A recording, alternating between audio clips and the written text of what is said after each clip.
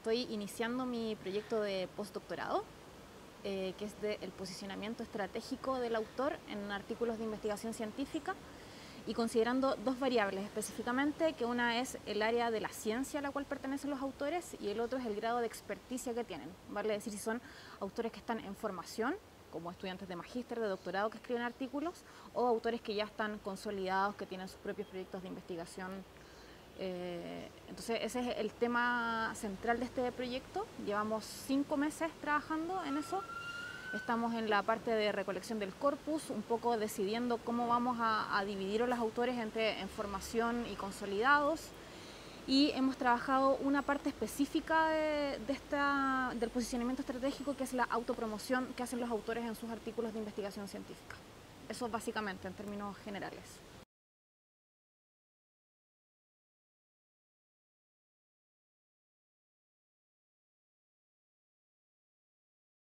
El posicionamiento estratégico podría definirlo como un acto discursivo ultra complejo, porque es a la vez persuasivo y argumentativo, ¿cierto? Cómo los autores posicionan su trabajo en el contexto de las investigaciones que ya existen. Y es complejo precisamente porque hasta ahora hemos visto que se puede abordar desde 3 aristas, al menos. Una, que podríamos denominarla como lo retórico epistémico, por así decirlo, que cómo el autor pone su investigación, posiciona su investigación en el marco de lo que ya existe, cómo le da valor a lo que está haciendo, cómo llena vacíos que encuentra. Otra de las aristas es, y que ahí está la autopromoción, es lo que podríamos llamar como la autopromoción misma, como lo social interactivo del posicionamiento estratégico, que ahí el autor valora su investigación, emite juicios positivos tanto de sí mismo como de la investigación que está realizando, y ahí está mucho la autocita, por ejemplo, y la autopromoción misma.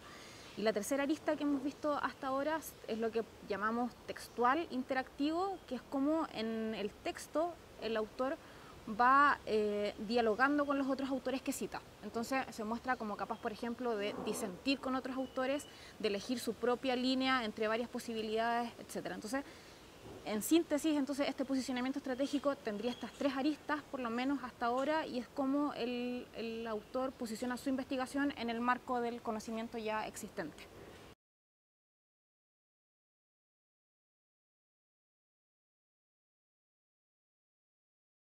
Sí, lo que pasa es que se diferencia desde la misma definición de artículo de investigación científica.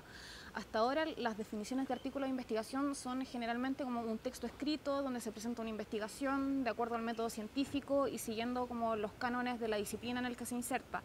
Pero no se reconoce o no se da cuenta en estas definiciones generales que en realidad escribir no es solo dar cuenta de un tema de investigación que estás trabajando, sino que también necesitas posicionar tu investigación, como atribuirte ciertas características o cualidades de un buen investigador para que el trabajo sea reconocido en la comunidad a la que pertenece. Entonces ya desde la definición hay una diferencia.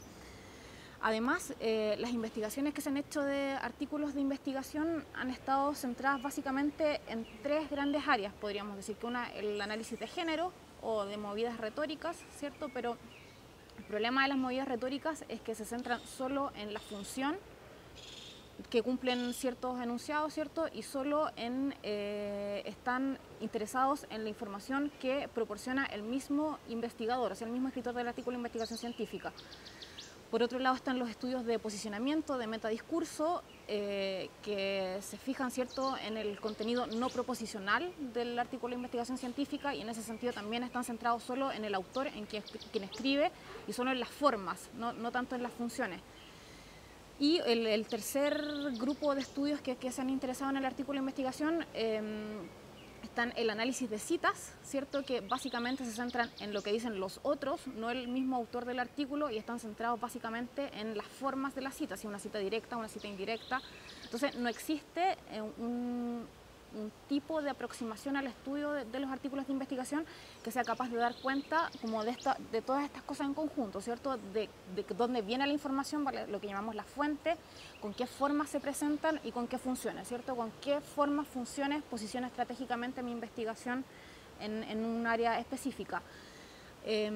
Además, estos trabajos en general si bien, por ejemplo, el trabajo de las movidas retóricas, podríamos decir que hay algo de posicionamiento estratégico cuando dicen ocupar el nicho o establecer el territorio, sin embargo, se quedan solo en esa parte, en la introducción. Nosotros vemos que el posicionamiento estratégico se puede ver a lo largo de todo el artículo de investigación, no solo en esas partes específicas. También estos trabajos en general parten como de modelos preexistentes, de trabajos deductivos. Nosotros hacemos un trabajo inductivo, o sea, vamos a los artículos y vemos, desde allí levantamos las categorías y desde ahí sale el modelo de análisis. Además, no usamos, no hacemos análisis automatizado, sino que hacemos un análisis manual, solo usamos un etiquetador que nos permita marcar las categorías y contarlas, pero que en el análisis automatizado se pierde demasiada información que se ve mucho mejor manualmente.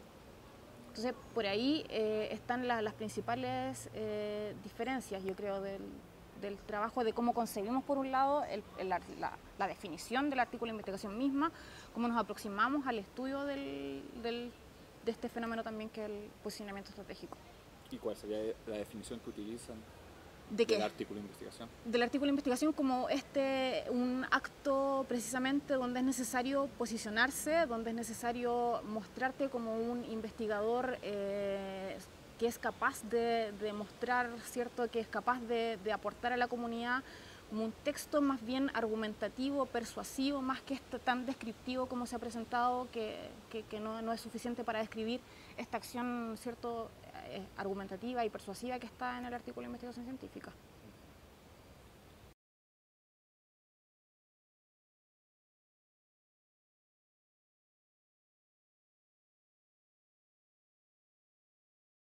Más que bases teóricas tenemos marcos de referencia, ¿cierto? Que es estas tres líneas que te mencioné, el análisis de género por un lado, porque de todos modos para esta parte retórico-epistémica sirven el análisis de género, el análisis de movida.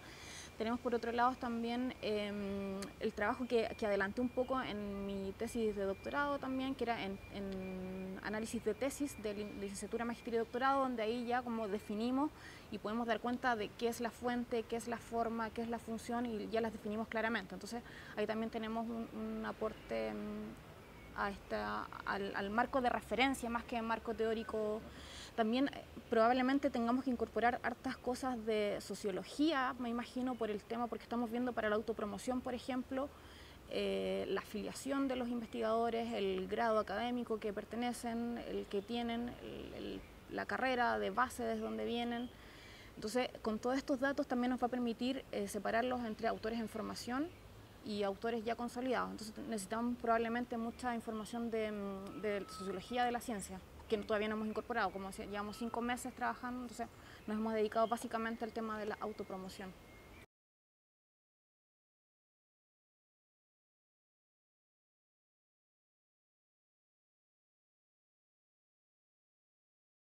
Probablemente. Ese es un trabajo que todavía está en desarrollo y como estamos recién partiendo, entonces el tema teórico hemos podido sustentar a partir de esto que te mencionaba, que es como un poco saber lo que hay, qué se ha hecho, qué nos vamos a tomar de eso y qué no vamos a tomar de eso. Pero claro, probablemente vamos a tener que incorporar algo de redes también.